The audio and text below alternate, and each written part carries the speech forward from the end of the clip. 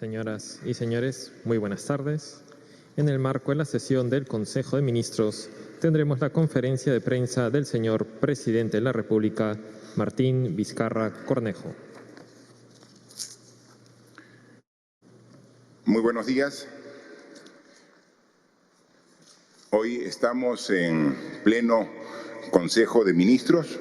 Desde temprano en la mañana, el pleno de ministras y ministros me acompaña en esta evaluación permanente del estado de emergencia. Hoy estamos el día 30 de marzo y estamos en el día 15 del estado de emergencia. Y es un día especial por cuanto cumple el primer plazo que dimos para este estado de emergencia.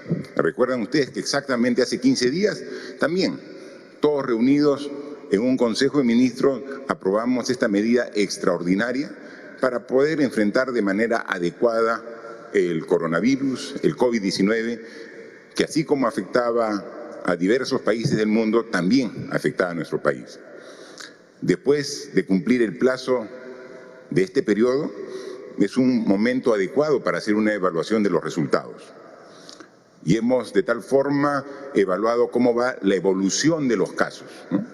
Desde el día 6 de marzo, que se dio a conocer el primer caso, cómo hasta ahora, 30 de marzo, ha ido la evolución, ¿no?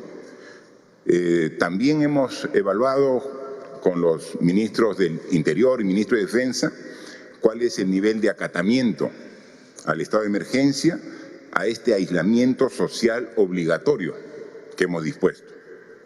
Hemos visto cómo se va desarrollando la transferencia de recursos económicos para las personas más vulnerables del país, que en este periodo necesita el apoyo de todos los peruanos, de su Estado, del gobierno, y lo estamos haciendo. También hemos visto cuál es el efecto de las medidas que estamos dando para proteger el empleo, las que necesitamos, medidas que necesitamos hacer y que próximo estamos a dar para asegurar la continuidad de la cadena de pagos y el ritmo de las actividades productivas, entre otros. Producto de esta evaluación, tenemos que tomar decisiones, ¿no? Y parte de esta evaluación está en ver la situación al momento, ¿no? Ya tenemos evaluados hasta la fecha a 13.014,52 personas muestradas, de las cuales 12.502 han dado como resultado negativo y hay 950 casos que han sido dados positivos. Los casos nuevos al día de hoy se han sumado principalmente en los departamentos de Lima, Arequipa, Ancash, Cusco, Ica, La Libertad, Loreto y San Martín. De los 950 casos positivos, se han llegado a hospitalizar 238 de manera acumulada. O sea, no están los 238 hospitalizados, ¿no? Pero ya también hay 53 que han sido declarados sanos y están dados de alta.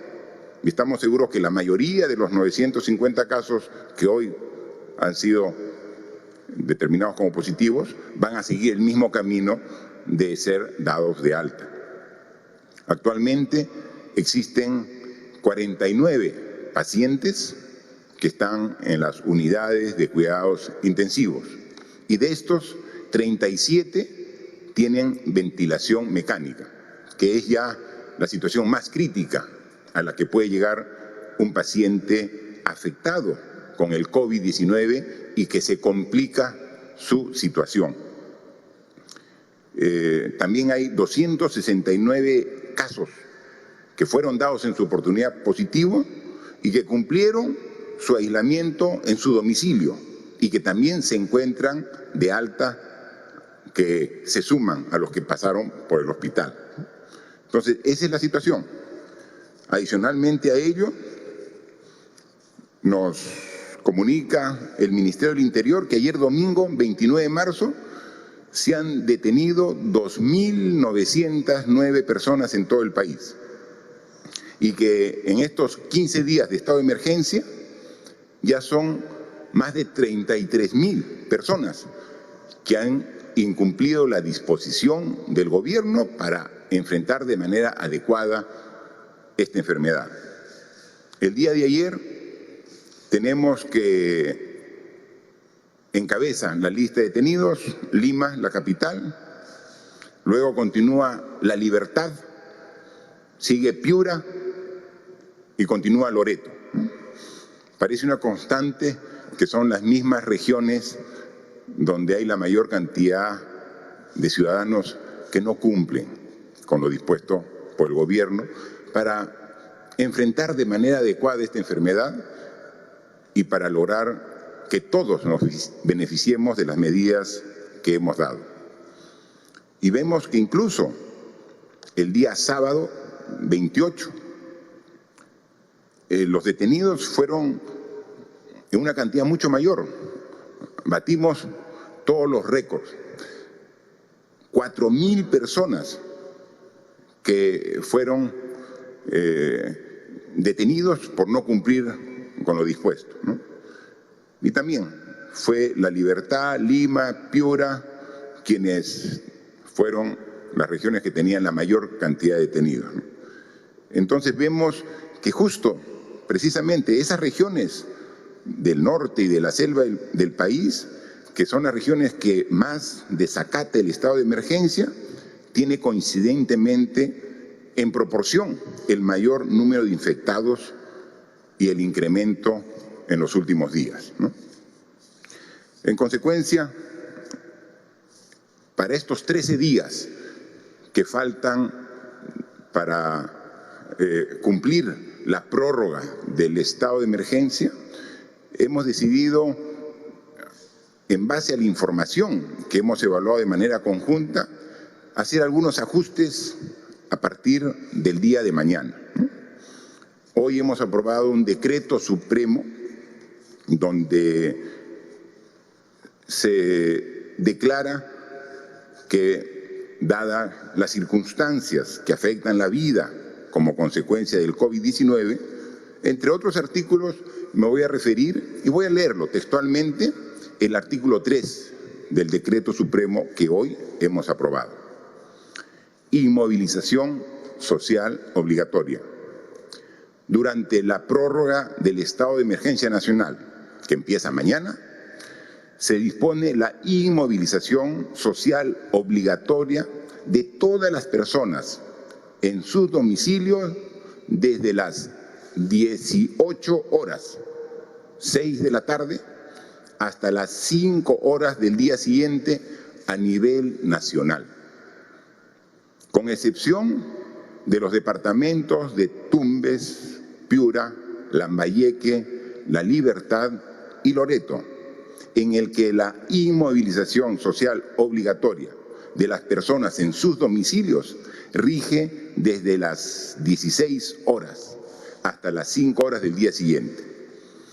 Recuerden ustedes que hasta el día de hoy, porque este decreto supremo entra en vigencia el día de mañana, hasta el día de hoy, la inmovilización social obligatoria empezaba a las 20 horas, es decir, a partir de las 8 de la noche. Nadie podía circular. Personas tenían esa limitación. A partir del día de mañana, la disposición a nivel nacional es que es a partir de las 6 de la tarde. Y en las regiones que hemos mencionado, y repito, Tumbes, Piura, Lambayeque, La Libertad y Loreto, la inmovilización comienza a partir de las 4 de la tarde. Y esto es cumplimiento obligatorio. Y recuerden que estas medidas son a nivel nacional y que el incumplimiento ya está vigente también el decreto supremo que faculta que el Ministerio del Interior elabore el listado de los ciudadanos que incumplen para que luego ellos a través de este listado quedan a disposición del Ministerio Público para que evalúe y tipifique la falta que ha cometido para que inicie los procesos de sanción a estas personas. Es el Ministerio Público que va a determinar, pero el Código Penal establece claramente cuáles son las faltas, los delitos que han cometido.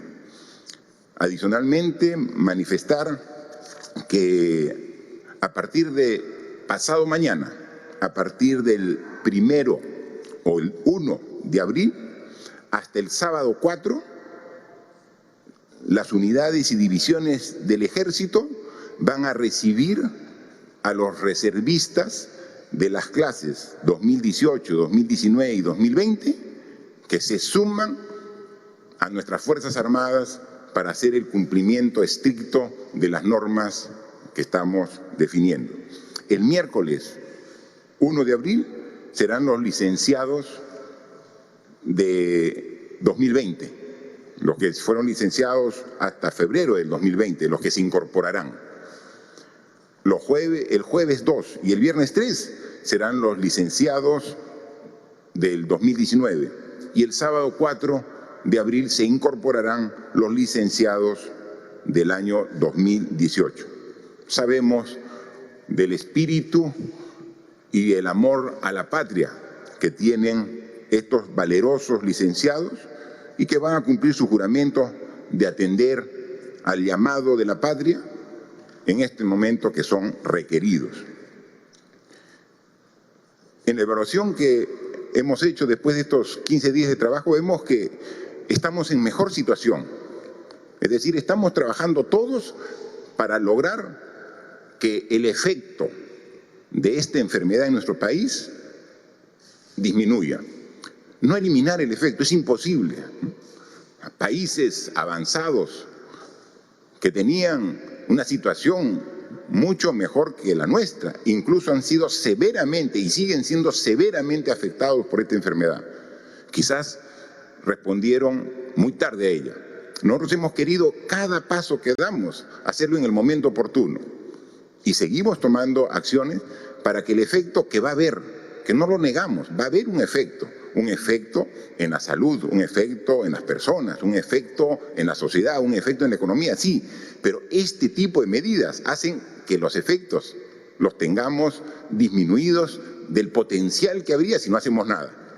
Si nos quedamos de brazos cruzados, el daño sería altísimo, no solamente para lo más importante, la salud y la vida de las personas, sino para la sociedad en su conjunto, para la economía, para la fuente de trabajo. Estamos tomando decisiones responsables para poder enfrentar de manera adecuada.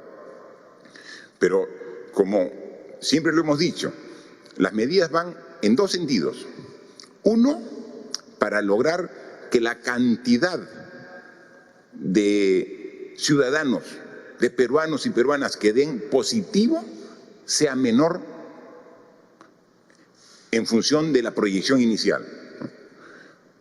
Cuando analizábamos esta medida hace aproximadamente 16, 18 días, es decir, previo a la declaratoria de emergencia, médicos que analizaban la situación de nuestro país nos decían que si no hacíamos nada, habían hecho una proyección que para el día 30 de marzo, es decir, hoy, ya íbamos a superar la cifra de 5.000 personas positivas. Hoy, 30 de marzo, estamos cerca a los 1.000, pero es el 20% de la proyección si no hubiéramos hecho nada. Ahí está el resultado del esfuerzo de todos. Esa es una muestra clara de que trabajando de manera responsable y teniendo el apoyo de todos ustedes, podemos lograr disminuir la tendencia y la curva. Lo que dicen los estadísticos es aplanar, achatar la curva. Una curva que podría ser así, queremos hacerla que sea de una pendiente más suave. Estas medidas, en esta evaluación de 15 días, han logrado ese efecto.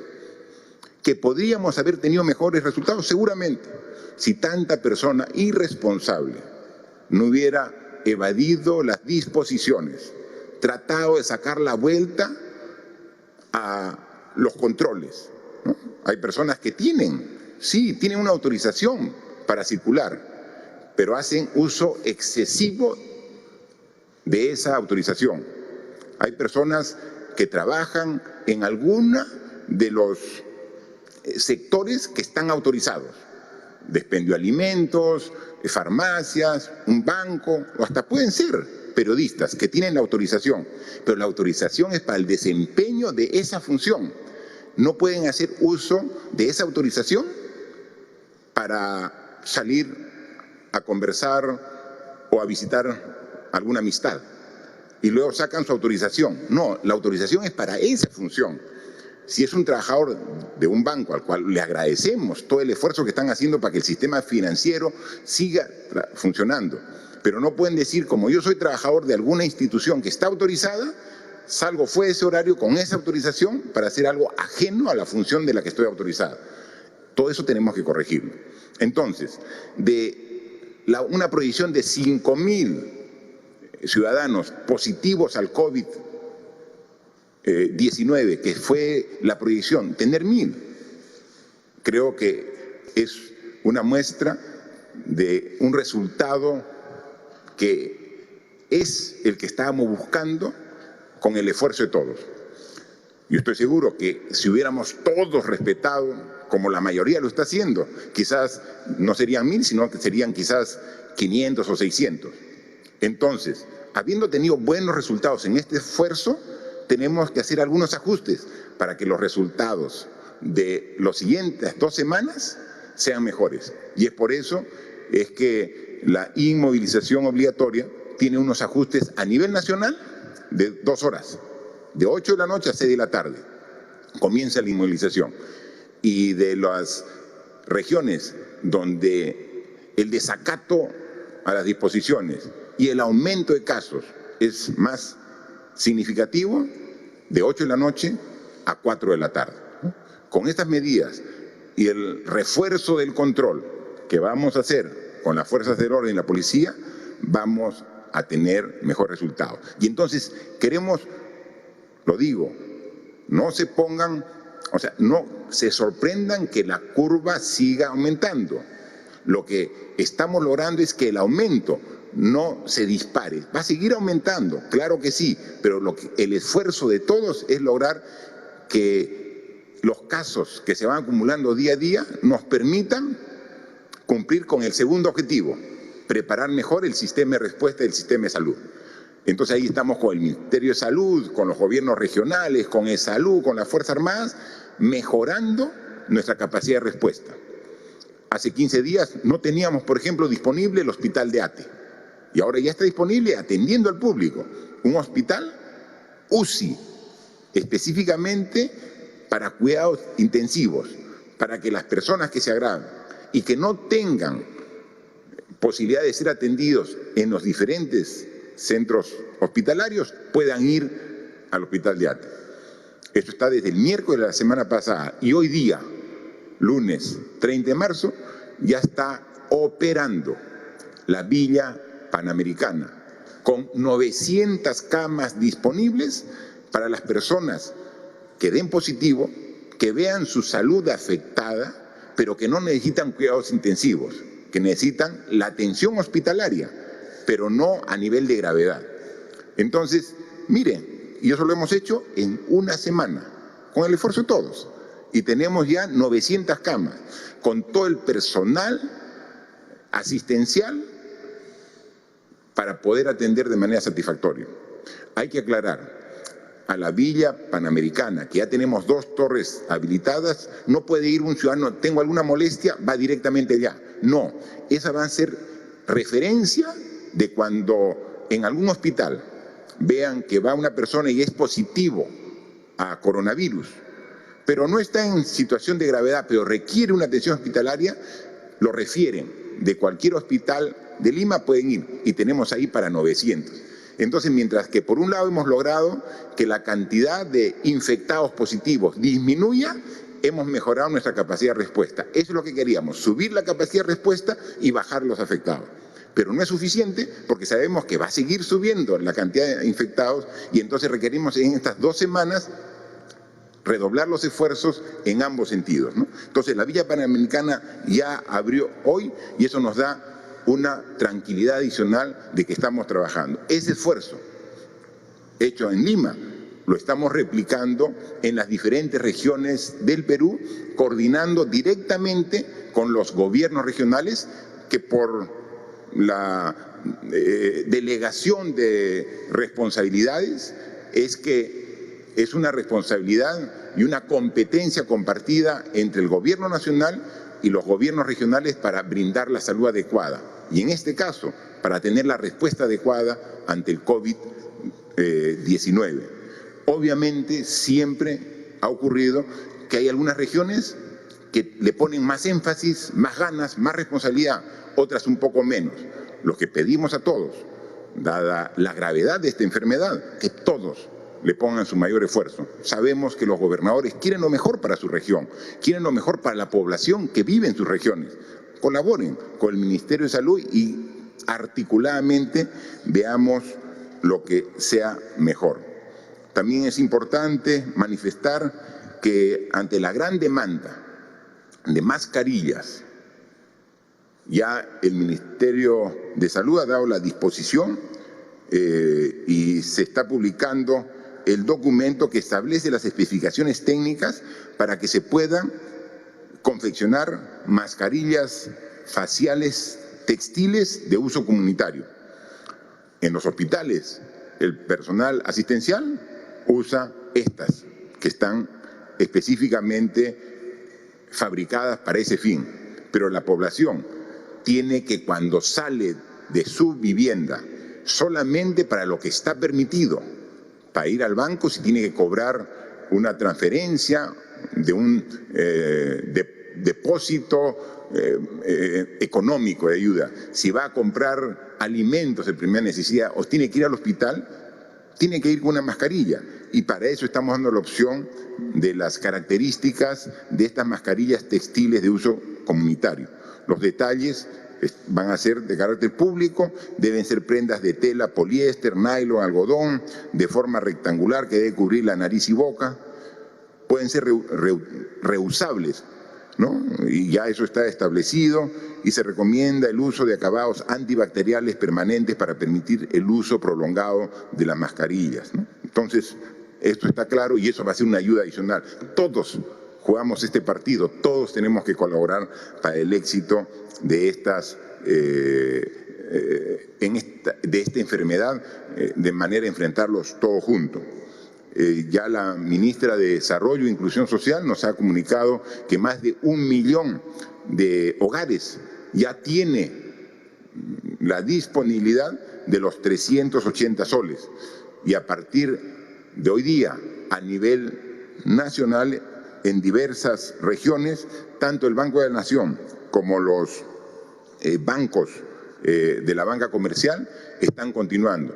O sea, el esfuerzo que queremos hacer es que de acá a una semana las 2.700.000 familias u hogares que han sido beneficiadas ya puedan tener la disponibilidad de esos 380 soles. Y una vez que terminemos, vamos a dar la segunda cuota. Si alguien ya cobró los 380 soles, no vaya al banco a cobrar 380 adicionales. Eso va a ser cuando terminemos, porque ahorita están yendo queriendo hacer un trámite que todavía no está autorizado y está congestionando, ¿no? La idea es descongestionar, ¿no? Todo este esfuerzo no sería posible, y lo hemos dicho permanentemente, si es que no tendríamos el apoyo de la primera línea, que son el personal de todo el sistema de salud, ¿no? Doctores, médicos, enfermeras, obstetrices, técnicos, todo el personal asistencial que está ahí en primera línea, personal de las Fuerzas Armadas, de la policía, que está patrullando las calles incansablemente y ahora en este nuevo periodo.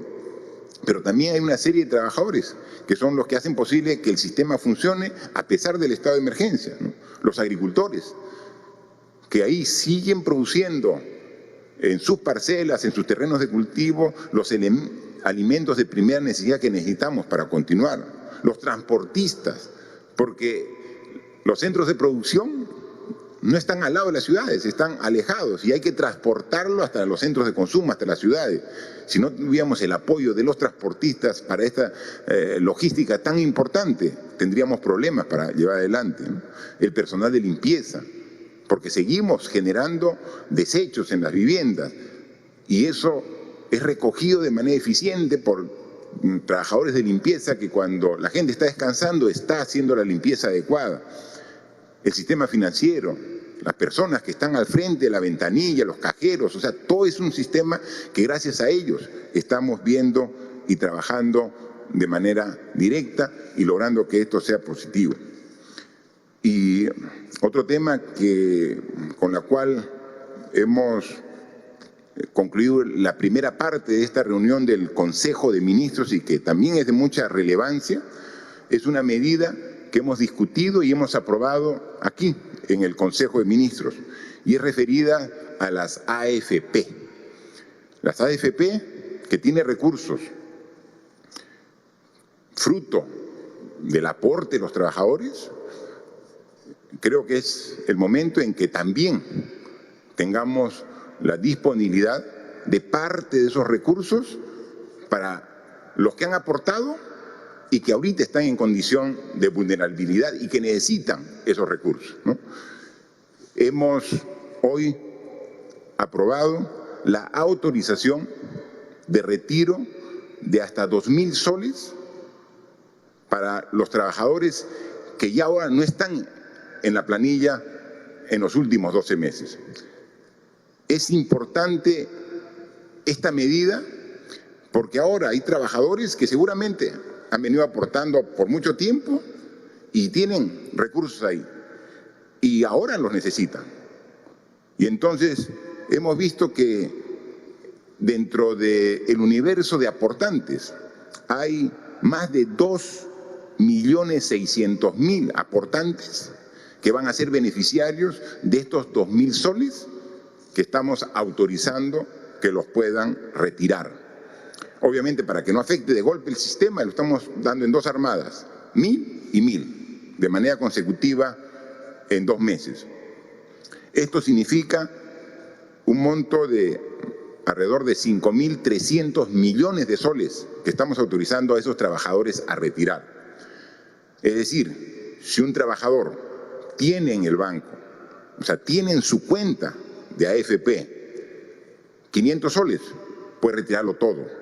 Si tiene 1.000, lo retira todo. Si tiene 2.000, puede retirar los 2.000 soles. Hasta los 2.000 soles puede, porque es lo que necesita en estas épocas de crisis. Estamos en una emergencia que genera una crisis en las personas, en los trabajadores, en la familia.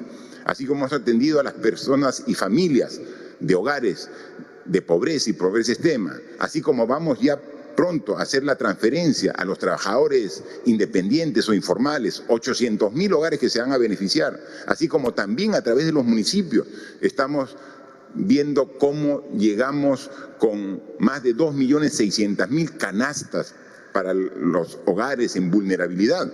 También hemos identificado que aquí tenemos más de 2.600.000 aportantes que ahora pueden hacer uso de estos 2.000 soles. Y va a ser de mucha utilidad. Ahora, los que están ahorita en condición de trabajadores activos que están aportando, les hemos dado la facilidad de que abril y mayo no aporten. Entonces, ahí es su beneficio.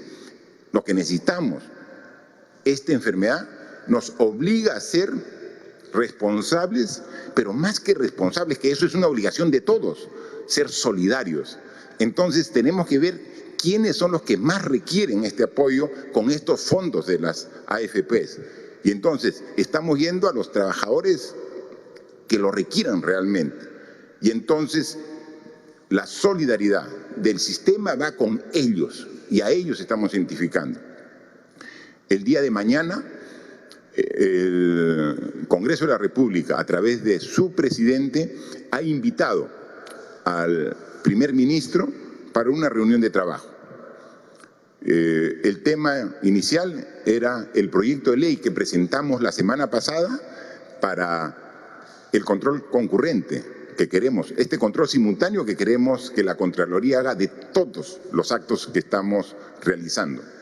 Entonces mañana el Premier va a estar ahí en el Congreso a partir de las 9:30 de la mañana.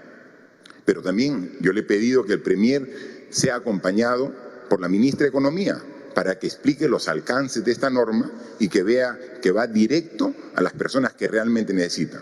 Aquí tenemos que tomar las mejores medidas y juntos. O sea, aquí lo que se trata es juntarnos todos, ¿no? Entonces, en algún momento se pensaba que había una discrepancia entre el proyecto de ley que habíamos presentado con la Contraloría, porque queríamos nosotros intervenir en la forma de trabajar. No, lo único que queremos era darle marco legal a la Contraloría para que pueda hacer su trabajo de fiscalización, pero en la etapa de la emergencia. Yo estoy seguro que mañana, cuando vaya el Premier con el ministro de Justicia, se va a aclarar este tema. Sabemos que, así como nosotros, también el Poder Legislativo tiene algunas propuestas que hay que discutirlas. Y entonces va a ir mañana la ministra de Economía para discutir precisamente y sumar esfuerzos. Aquí lo que tenemos que hacer es unirnos. Necesitamos no solamente la unidad de autoridades y de instituciones, del pueblo, y para que respalde la población tenemos que estar todos juntos. Entonces mañana, con el mejor ánimo y voluntad, el primer ministro con el ministro de Salud, para que explique directamente cómo va la evolución y los resultados que vamos logrando con este esfuerzo de todos. El ministro de Justicia y la ministra de Economía y Finanzas estarán presentes en el Congreso de la República para ver los esfuerzos que estamos haciendo y, cómo no, yo estoy seguro, tener también el respaldo de esta institución, el Poder Legislativo, de los congresistas, para sumar esfuerzo, que es lo que se requiere. En la medida que estemos unidos, en la medida que trabajemos todos juntos, vamos a poder hacer frente de una mejor manera ante esta enfermedad que es tan compleja y que podemos ver los efectos tan grandes que está generando en otros países, y con el esfuerzo de todos los peruanos queremos tratar de disminuirlos aquí. Así que sigamos trabajando juntos y quedamos a disposición de los señores de la prensa que han hecho llegar sus preguntas para algunos de los ministros aquí presentes. Por favor. Gracias, señor presidente. Empezamos entonces la ronda de preguntas virtuales. La primera pregunta es el diario Perú 21. La pregunta es: ¿se está evaluando indultar a presos vulnerables de contraer el coronavirus? Si es así, ¿qué requisitos tendrían que cumplir para ser beneficiados con la gracia presidencial? O en todo caso, ¿qué medidas aplicarán con este sector, ya que solicitó facultades legislativas? Ahora que se ha confirmado que Zulema Tomás ha dado positivo de coronavirus, ¿se ha hecho la prueba de descarte a las personas que tuvieron contacto con ella? ¿Y cuál será el protocolo de prevención para los altos funcionarios que viajen al interior del país? Muy bien. Son dos preguntas que está haciendo el diario Perú 21, ¿no? Dejaría al ministro de Justicia para que vea el tema específicamente del tema penitenciario, del personal que está en los lugares de reclusión, y luego la segunda parte, el ministro de Salud. Por favor. Señor presidente, efectivamente, en relación a la pregunta formulada, habría que informar a la opinión pública lo siguiente. Al día 15 nos encontramos oficialmente con 0 contagios, tanto a nivel de los 68 penales como a nivel de los 10 centros juveniles. Y nos estamos refiriendo también respecto de los internos, como respecto de los agentes que trabajan en los penales como en los centros juveniles. En segundo punto, habría que mencionar que el Instituto Nacional Penitenciario ha implementado un conjunto de acciones que paso a detallar. Primera, un anillo de seguridad estricto, denominado anillo de seguridad sanitaria del personal que trabaja en los penales, con la finalidad de profundizar las medidas de prevención en los penales. Segundo, mejoramiento y mantenimiento y potenciamiento de los baños y de los servicios en todos los penales a nivel nacional. Esto con la inyección del decreto de urgencia que se dio la semana pasada, asignándole a los centros penitenciarios 10 millones de soles a nivel nacional. En tercer lugar, mucho más agua y energía a lo largo de todo el día en las instalaciones. En cuarto, el aumento de la ración alimentaria para todos los penales. Quinto, la suspensión de todas las visitas. Ninguna visita actualmente tiene contacto en los 68 establecimientos penitenciarios. Además, se cuenta como medida adicional con el resguardo externo por parte de la Fuerza Armada y de la Policía Nacional del Perú. Respecto del caso de aquellos nuevos internos que por disposición de la autoridad judicial tengan que ser internados, se han habilitado espacios en los establecimientos penitenciarios para que en espacios específicos de aislamiento guarden la cuarentena respectiva. Además, como octava medida, se ha establecido que los familiares puedan hacer llegar a través de la autoridad competente en cada penal paquetes de alimentos no perecibles, medicinas y útiles de aseo, adicionales a los que se entregan. En noveno lugar, y es una medida que se está implementando actualmente, se está implementando el Centro de Estudios Criminológicos y Penitenciarios del Callao, más conocido como CENEP, para efectos de que ante el menor indicio de la presencia de esta enfermedad se pueda aislar inmediatamente a la persona. Como repito, hay 0 contagios oficialmente declarados tanto en el centro de penales como en los centros juveniles. Y finalmente, señor presidente, reconocer públicamente la labor de los 11.339 agentes penitenciarios en los 68 penales y 763 agentes en los 10 centros juveniles que denodadamente vienen implementando todas estas medidas detalladas que he detallado en estos momentos. Muchas gracias, ministro. Para la segunda parte, en la otra pregunta, por favor, el señor ministro de Salud. Muy buenas tardes. Esta pregunta me permite, en primer lugar, hacer una reflexión en el sentido del riesgo que se encuentran permanentemente los colegas del equipo de salud que están batallando en los servicios de salud, confrontando esta epidemia. La doctora Zulema Tomás recibe mi más profunda solidaridad, al igual que los colegas que durante estos días han adquirido la infección como producto de su exposición a los pacientes. Además, quiero solidarizarme con su situación en el sentido de que su privacidad ha sido vulnerada, toda vez que ella no dio el consentimiento para revelar su condición médica. Lamentamos que esta información se haya filtrado en nuestro sistema y que haya sido utilizado de manera antiética, produciendo zozobra, confusión, incertidumbre y miedo. Para reducir al máximo las posibilidades de que esto vuelva a ocurrir, durante el fin de semana hemos tomado algunas acciones. La primera es investigar propiamente cómo es que este documento o estos datos confidenciales, personales, resultaron en manos extrañas. En segundo lugar, hemos tomado medidas para fortalecer la defensa de estos datos y tengan por seguro la comunidad que los datos serán netamente protegidos en el futuro. La segunda parte en relación con los protocolos. Con los protocolos, no solamente para altos funcionarios, los protocolos son exactamente los mismos que se utilizan para todas las personas en el país.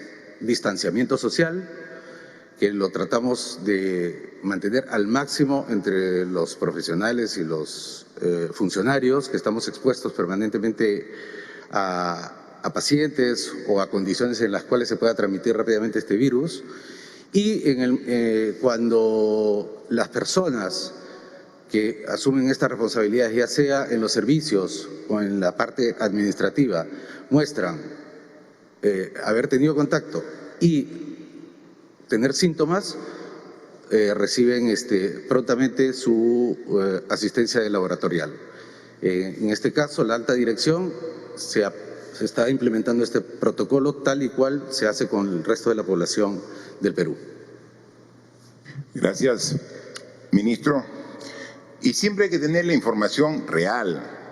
Y aquí ese es nuestro compromiso con el país, darle siempre la información real. Cuando las cosas se ven que están bajo control, las decimos. Cuando nos equivocamos y tenemos que corregir, también lo decimos. Porque en este momento lo más importante es la confianza. Y lograr esa confianza pasa por tener información directa. Y la decimos siempre, va a haber seguramente momentos más duros y aquí estaremos al frente de ustedes dando la cara, diciendo qué estamos haciendo cuando las cosas mejoran, cuando las cosas podrían ponerse un poco más complicadas. Pero juntos vamos a vencer esta situación y ayúdenos en no transmitir y no retransmitir información que no han verificado y que es falsa en muchos casos, ¿no? Ayer domingo, efectivamente, estábamos ya en la evaluación. El ministro de Salud estaba en Iquitos, ya fue para evaluar la situación en la región Loreto. Nosotros estábamos evaluando con la ministra de Economía la situación económica y el paquete fuerte de reactivación que tenemos que ver. Estaba el ministro de Defensa con el ministro del Interior trabajando precisamente la justificación también del desacato de las medidas para dar el sustento al decreto supremo que hoy día, ¿no? Pero sin embargo dijeron que incluso yo como presidente había sido afectado por el COVID-19 y que por eso no había dado la conferencia. Estábamos preparando todos los insumos, la información para dar de manera veraz el diagnóstico y en función de ese diagnóstico dar las propuestas, ¿no? Que es lo que hemos dado ahora, ¿no? Entonces, obviamente, yo como cualquier ciudadano también estoy expuesto, si no cumplo el aislamiento social, si no mantenemos este metro de distancia por lo menos que debemos tener, también tendría riesgo de ser contagiado, ¿no? Y lo diría si fuera el caso, ¿no? Pero no ha ocurrido y sin embargo generan incluso hasta falsos comunicados del Ministerio de Salud, ¿no? O sea, con el papel membretado, con el sello, con la firma, ¿no? Entonces hay gente ociosa que en un momento delicado se está dedicando a hacer noticias falsas para crear zozobra. Aquí requerimos la responsabilidad de todos. Estamos trabajando de manera coordinada, articulada, y damos las gracias al apoyo mayoritario de la población. Y vamos a seguir en este camino. Y por eso, juntos, vamos a superar este enorme problema. La vida siempre nos pone a prueba, y a veces nos pone a pruebas mucho más difíciles. Esta es una de ellas. Pero estamos seguros que los peruanos, con la fortaleza que tenemos, la responsabilidad, el orden, el trabajo conjunto, va a superar este problema. Con los daños que va a generar, sí, pero va a superarlo porque estamos tomando las medidas adecuadas para lograr superar esta enfermedad que también afecta a todo el mundo. Gracias, señor presidente. La siguiente pregunta es del diario Pro y Contra de Iquitos. La pregunta dice, el gobernador de Loreto ha declarado que no hay bolsas para trasladar a los 2 fallecidos del hospital hacia el crematorio y esperarán que Lima atienda. También ha dicho que solo pueden realizar 20 muestras diarias porque solo tienen 150 hisopados. Siendo Loreto la región con más infectados, ¿no es posible atender con prioridad los pedidos?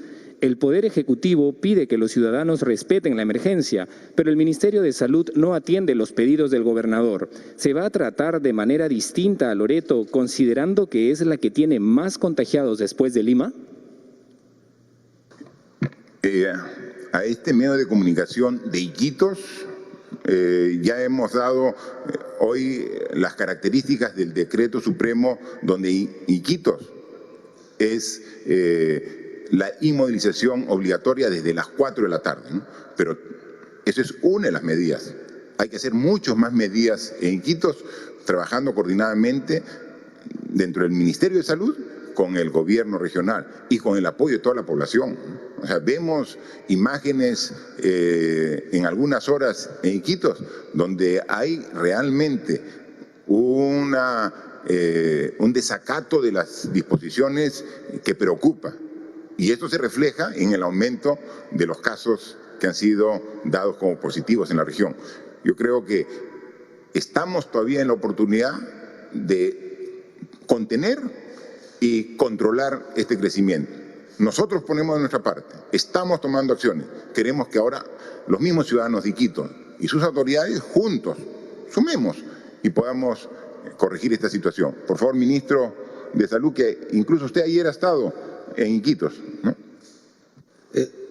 Compatriotas en Iquitos y en el resto del país, efectivamente el día de ayer estuvimos en Iquitos con un equipo al ver el incremento rápido de los casos, que se debió a fallas en el sistema de información entre Iquitos y la sede central que no permitieron que los datos llegaran a Lima de manera oportuna.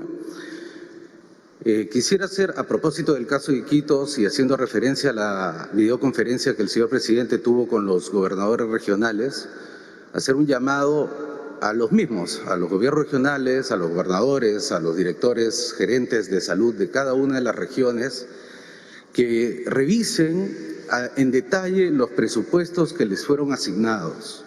El caso de Iquitos, una región que ha sido golpeada duramente por el dengue y que actualmente enfrenta no solo el dengue, sino la pandemia, le fue asignado inicialmente un presupuesto de 2.349.000 para afrontar esta epidemia, a lo cual se suma otras fuentes por un aproximado de 2.650.000. Eso hace en total 4.999.000, además de que en el decreto de urgencia que declara la emergencia nacional posibilita a las regiones hacer transferencia de saldo de balance, o sea, aquellos fondos que no han utilizado en otras actividades para orientarlas a la lucha contra esta epidemia. Hemos constatado durante nuestra visita que de todos estos fondos, que suman aproximadamente 5 millones de soles, la ejecución de los mismos es solamente de 10.000 soles. Una de las razones probablemente sea que hay restricciones del mercado.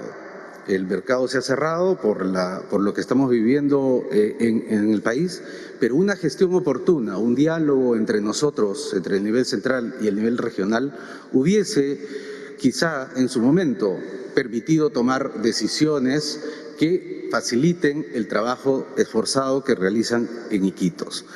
En segundo lugar, además de fortalecer las medidas de control social que usted ha anunciado el día de hoy y que son necesarias en el caso de Iquitos, en ese lugar, en Loreto, se han abierto 3 frentes que la Gerencia de Salud tiene que enfrentar, no solamente en Iquitos, sino en zonas ribereñas y dentro de su propio personal. Nosotros hemos coincidido con el gobernador regional en la necesidad de fortalecer la vigilancia epidemiológica. Hemos constatado en el campo que no tienen 150 kits para hacer el diagnóstico laboratorial en Loreto. El día 27 de marzo recibieron 500 kits para poder hacer el diagnóstico laboratorial en Loreto. En el caso que la capacidad para hacer el diagnóstico no fuera suficiente, hemos dejado el 26 de marzo 200 kits para tomar de muestra y poder ser enviada a Lima. Se verificó que el termociclador para el laboratorio de Iquitos estaba dañado y estamos instalando un nuevo termociclador en Iquitos para que recupere su capacidad diagnóstica. Hemos dejado 7 ventiladores mecánicos adicionales a los que ya tenía el Hospital de Iquitos y hemos combinado a la Gerencia de Salud que pueda revisar su plan de salud de contingencia con los demás actores. Hemos constatado que la relación entre la Dirección de Salud, la Seguridad Social y el sector privado todavía es débil y necesita ser fortalecido. El día de hoy o mañana el gobernador está llamando a una reunión de todos los actores para que se puedan usar todos los recursos disponibles que existen en Loreto para enfrentar esta epidemia. En resumen, compatriotas en Iquitos, se están tomando medidas urgentes para fortalecer las acciones que en el Loreto se están realizando. Otro equipo está presente en Piura, igualmente trabajando para fortalecer el plan en Piura. Y en esta semana nosotros debemos terminar de hacer la evaluación de la capacidad laboratorial en Arequipa. Todos al mismo tiempo, señor presidente. Muchas gracias. Por favor, siguiente pregunta. La siguiente pregunta es de Radio Santa Rosa. La pregunta dice, el Congreso de la República promulgó el viernes pasado la ley número 31012, Ley de Protección Policial presentada por el Parlamento disuelto el año pasado. Entendemos que no tuvo respaldo del Ejecutivo porque usted no la promulgó y que algunas instituciones la han cuestionado. Quisiéramos saber por qué no la promulgó. Efectivamente, esa ley llegó a nuestro despacho enviada por el Congreso anterior. Y como tenemos que hacer antes de promulgar una ley, pasamos para que la evalúen y nos den su opinión los sectores, ministerios directamente responsables. Y obviamente en una norma de ese tipo, quien tiene que opinar es el Ministerio de Justicia. Y el Ministerio de Justicia presentó observaciones a esta norma. Por eso es que no la promulgamos. Pero no había forma de devolverla porque ya no estuvo, dejó de operar el Congreso.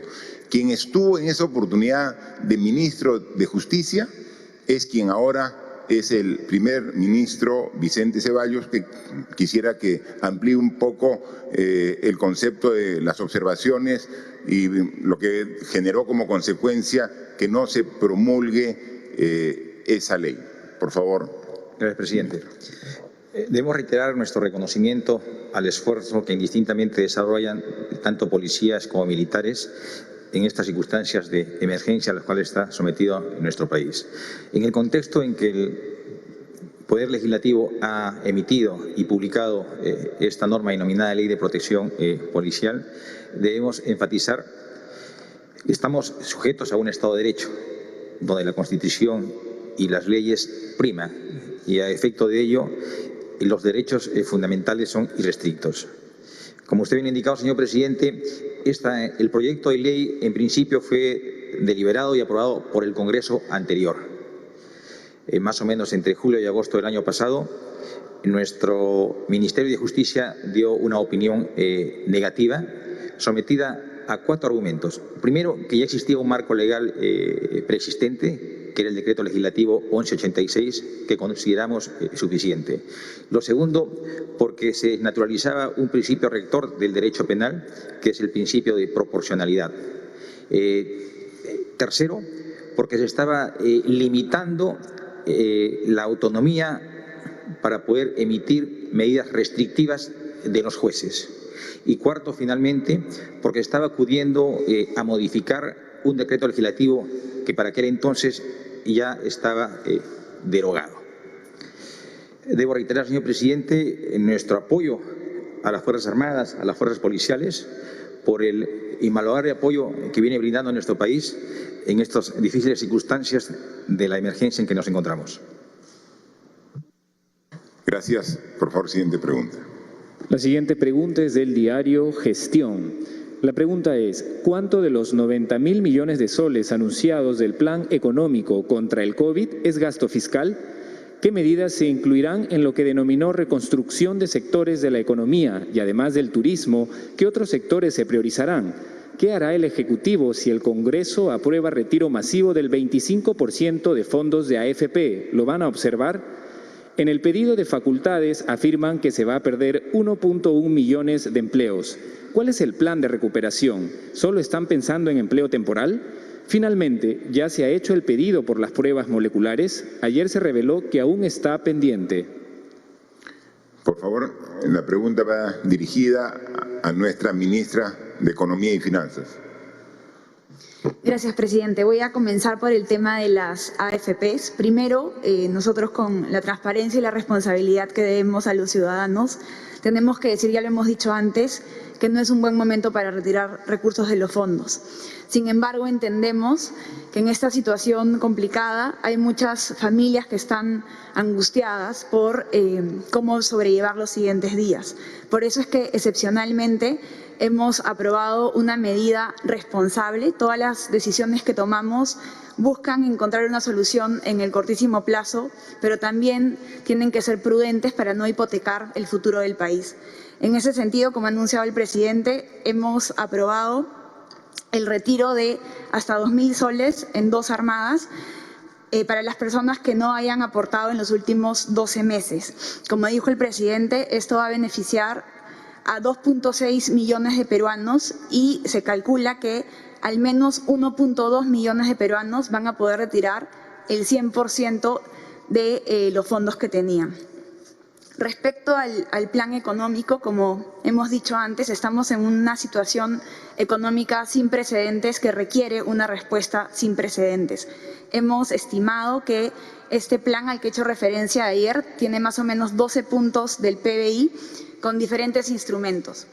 Hay gasto público directo estimado en aproximadamente 5.5 puntos del PBI, eso es aproximadamente 38.000 millones de soles en un cálculo grueso. Las medidas de garantías y ahorro privado, 4.7 puntos del PBI, y medidas de alivio tributario, 1.5 del PBI.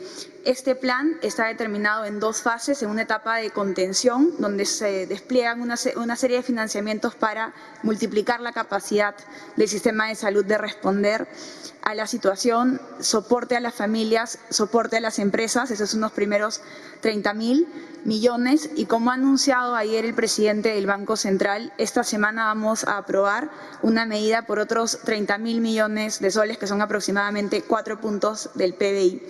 Quiero decirle a los ciudadanos que estos términos, liquidez, cadena de pagos, al final del día se resume en una medida que va a ir directamente a las familias. ¿Por qué? Porque esta medida va a permitir que se preserven los empleos.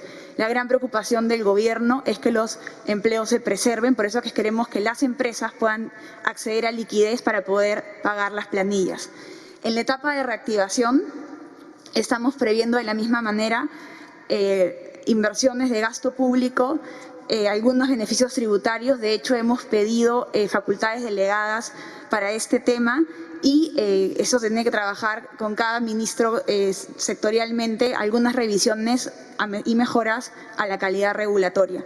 Esa es una previsión inicial de estos 12 puntos del PBI. Nosotros estamos siempre evaluando la dimensión del impacto de la economía, pero como les dijimos, no vamos a escatimar en contener el virus y no vamos a escatimar en reactivar la economía y preservar los empleos. Muchas gracias, presidente. Gracias, ministra. Había también sobre las pruebas moleculares. Sí, por perdón. favor. En el caso de las pruebas, se le encargó a Perú Compras, ya se han adquirido 54.224 del encargo inicial que se hizo. Gracias. Miren, el desarrollo y la evolución de la enfermedad es muy dinámica y nos obliga a permanentemente evaluar la situación y tomar decisiones. Antes del caso cero, que se dio la primera semana en marzo, se habían previsto que con la adquisición de 10.000 pruebas moleculares era más que suficiente. Para ese escenario, en ese momento, era la decisión más correcta. Sin embargo, ahora han pasado un mes y sin embargo ya hemos requerido aumentar la compra, pero así, de una manera muy superior al monto y a la cantidad inicial. Pero este virus que se ha desarrollado tan rápido por su fácil capacidad de contagio en el Perú y en el mundo, obviamente ha hecho que la capacidad de atención de los proveedores de estas pruebas se alenta aquí en el Perú y en todas partes del mundo. O sea, los problemas que se tienen en el abastecimiento de los insumos no solamente son nuestros, pero ya está la orden de compra, ya está el proceso concluido de las primeras 54.000 pruebas moleculares. Obviamente el plazo de entrega está durante este mismo mes de abril, ¿no? No entran directamente las 54, sino hay un cronograma de entrega. Lo que ya se autorizó fue 200.000 y luego con el ministro hemos visto que se requieren 300.000 pruebas moleculares.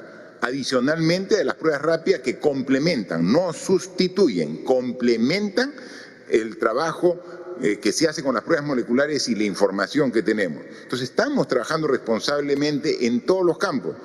Definitivamente en algunas adquisiciones hay algunas demoras lógicas y justificadas por las características de esta enfermedad que afecta a todo el mundo, ¿no? Y como ha sido algunas preguntas de carácter económico, también lo que afecta a la economía, por ejemplo, de todos los camiones que trasladan los productos de primera necesidad, desde los campos de cultivo hasta los centros de consumo, a las ciudades. Algo que justo evaluamos la semana pasada con el ministro de Transportes, y decían, oye, y tienen que en cada peaje pagar el peaje correspondiente de la red del sistema de Provías Nacional, que tiene 24 peajes en 12 departamentos, o sea, del sistema de Provías, del Ministerio de Transporte. Entonces ya se le dio la disposición y desde hoy día a las 00 horas ya no hay ese cobro de peaje hasta que culmine la emergencia. Aquí tenemos que dar todas las facilidades. A los transportistas también hay que darles facilidades dentro de la responsabilidad del Ministerio de Transportes para que puedan llegar a los centros de consumo y eliminar ese costo que puede ser marginal, pero que es significativo que también lo retiremos durante este periodo de emergencia, que es los peajes de responsabilidad del Ministerio de Transportes. Por favor, siguiente pregunta. Gracias, señor presidente. Para culminar esta ronda tenemos la pregunta de la Asociación de Prensa Extranjera en el Perú. La pregunta dice, presidente Vizcarra, se ha anunciado una histórica inyección económica que asciende a 12 puntos del Producto Bruto Interno para contener la enfermedad, para asegurar la cadena de pagos de empresas a través de créditos garantizados y para reactivar al aparato productivo. ¿Puede dar más detalles de este programa y también del plan post-cuarentena? Por ejemplo, ¿qué sectores clave podrían comenzar a operar? La minería, pesca, industria, hidrocarburos. Si bien se apoya a los más pobres de Perú con dinero en efectivo y alimentos, ¿se evalúa alguna asistencia para los casi 1 millón de migrantes venezolanos, la otra población vulnerable en el país? Finalmente, liberar de responsabilidad penal a los militares y policías que causen lesiones o muerte durante la emergencia no daría pie a que se cometan excesos que queden impunes. Por ejemplo, el sábado un periodista de Piura denunció que lo detuvieron dentro de su casa sin motivo y lo llevaron a la comisaría. ¿Está de acuerdo con ese decreto legislativo que exime de culpa penal a las fuerzas de la seguridad? Gracias. También la Asociación de Prensa Extranjera vuelve a incidir en un poco más de detalles en el tema económico, ¿no? Por favor, ministro de Economía, y luego para el tema que la segunda parte, el ministro de Justicia, por favor. Gracias, presidente. Para dar algunos detalles. Primero, de estos 12 puntos, ya hemos aprobado medidas por aproximadamente 2.8 puntos del PBI. Esos son 20.000 millones en la fase de contención. Sí, para dar un mayor detalle de las medidas ya aprobadas, se han destinado 1.100 millones a atención de la emergencia. Esto implica fortalecimiento de los servicios de salud, financiamiento a limpieza en el sector educativo y el transporte, recursos para el orden público y traslado de ayuda humanitaria,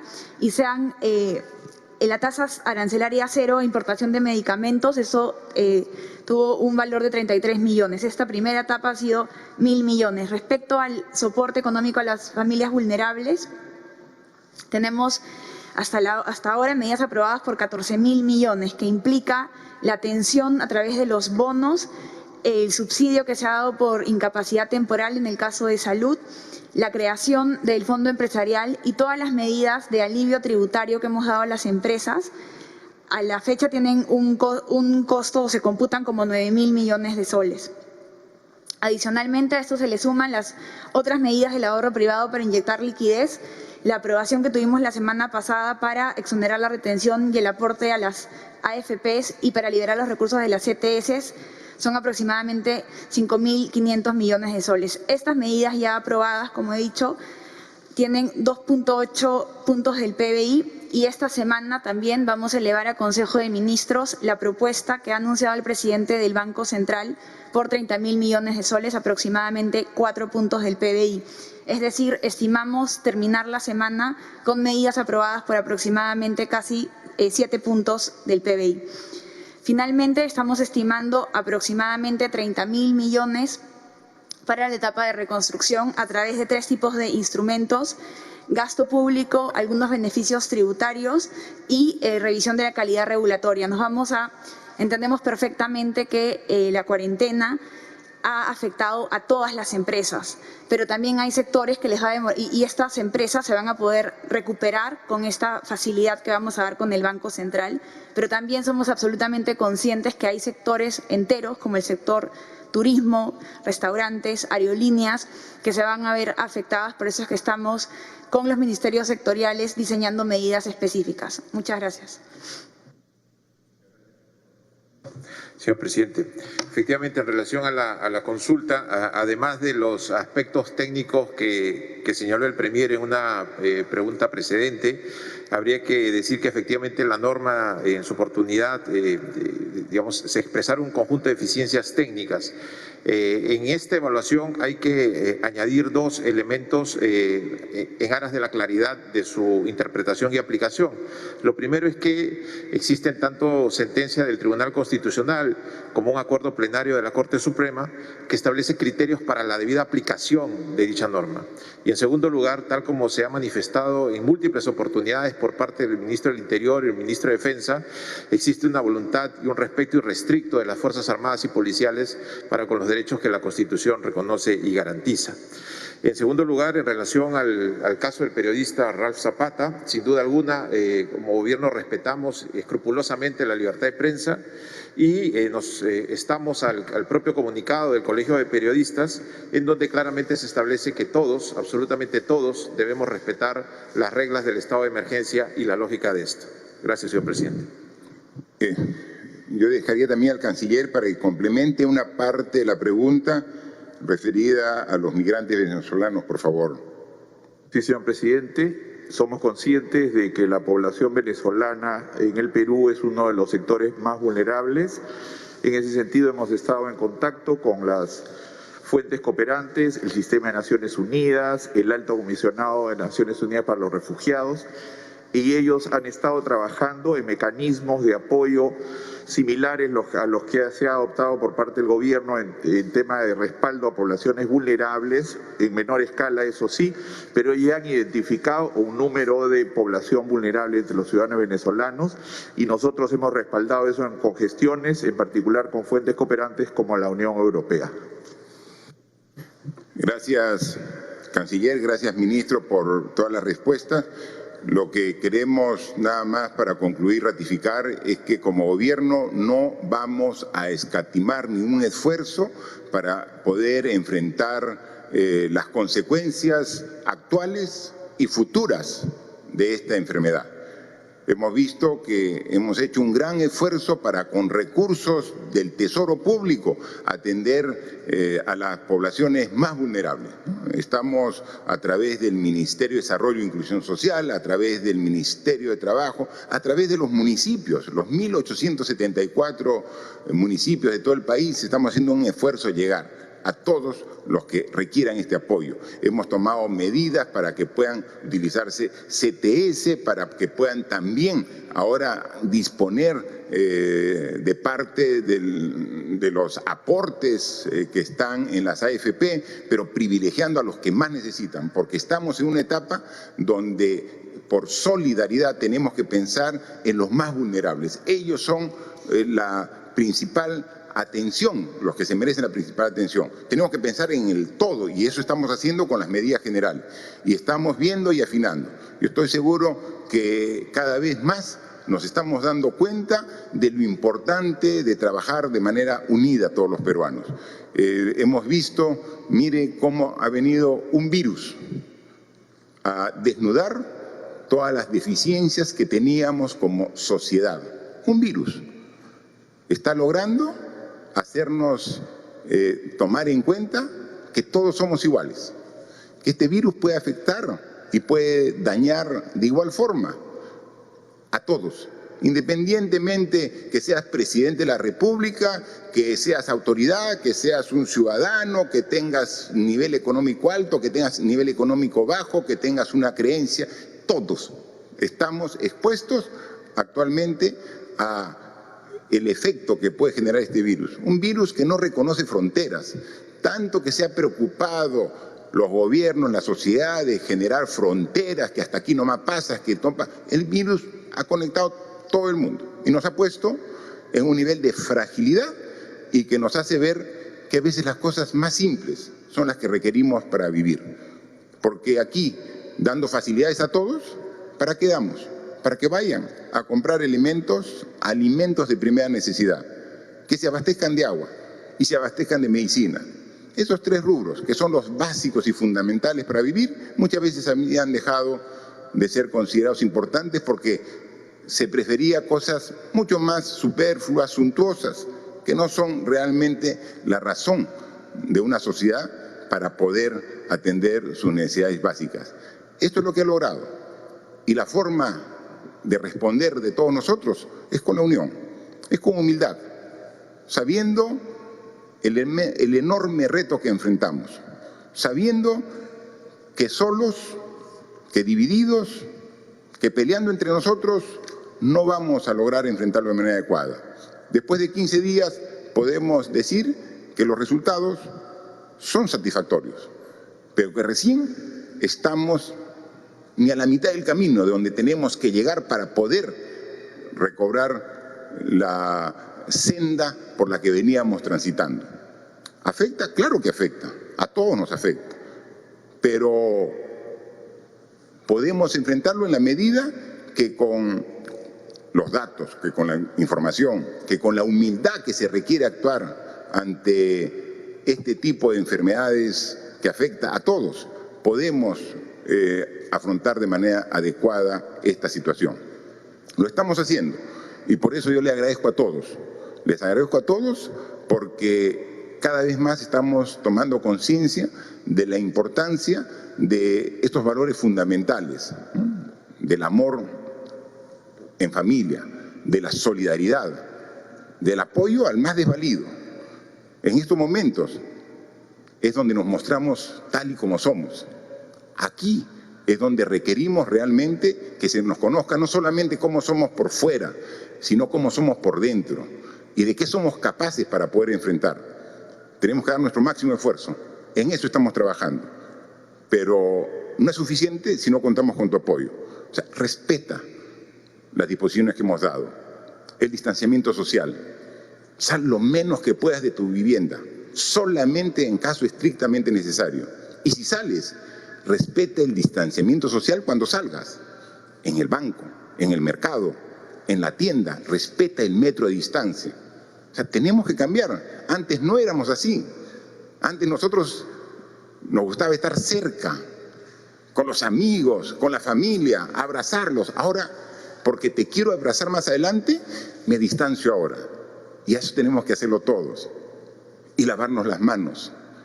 Y si estornudamos o tosemos, hacerlo con la protección adecuada para no expandir, en caso seamos infectados, el virus. O sea, todos tenemos que colaborar. Es el trabajo de todos. Y si juntos trabajamos, tengan la seguridad que no solamente vamos a lograr que gradualmente evitemos la propagación acelerada del virus y que después podamos revertir. Y así como tenemos que ser conscientes de todo el esfuerzo que tenemos que hacer ahora para enfrentarlo, ya nosotros tenemos la responsabilidad como autoridades, ponernos de acá a 15 días, de acá a un mes, de acá a 3 meses. Y es por eso es la responsabilidad de las decisiones. Decisiones que permitan atender las necesidades del país en el corto, mediano y largo plazo. Y con responsabilidad estamos tomando las decisiones. Y estoy seguro que todos nos van a ayudar en esta etapa. Empezamos a partir de mañana el segundo periodo del estado de emergencia. Cuento con tu apoyo en tu casa, donde estés, para que los resultados sean los que todos esperamos en beneficio de todos los peruanos y peruanas de nuestro país. Muchas gracias. Señoras y señores, la conferencia de prensa. Bien, ha culminado la conferencia de prensa en Palacio de Gobierno y el presidente Martín Vizcarra ha hecho un recuento de los casos. Estamos hablando de 950 casos de COVID-19 en nuestro país, de los cuales 238 están siendo hospitalizados. Recordemos que ya se está por abrir las puertas de la Vía Panamericana y del Hospital de Ate para que puedan seguir atendiendo a las personas que más necesiten de un centro de salud en estos momentos, mientras que también se actualizó la cifra de detenidos. Hasta la fecha, más de 33.000 personas detenidas por incumplir este toque de queda que hoy se está modificando. Mucha atención porque se está ampliando el toque de queda que arrancaba a las 8 de la noche y terminaba a las 5 de la mañana del día siguiente. A partir del día de mañana el toque de queda en Lima arranca a las 6 de la tarde y termina así a las 5 de la mañana del día siguiente. Lo que ocurre en los departamentos de Tumbes, Piura, La Libertad y Loreto es que el toque de queda va a empezar a las 4 de la tarde y terminar a las 5 de la mañana, es decir, se amplía entonces el toque de queda para Lima con un horario y para estas regiones con uno distinto. Vamos a hablar también de las AFP y las medidas que anunció en esta conferencia el gobierno después de la pausa, ¿no?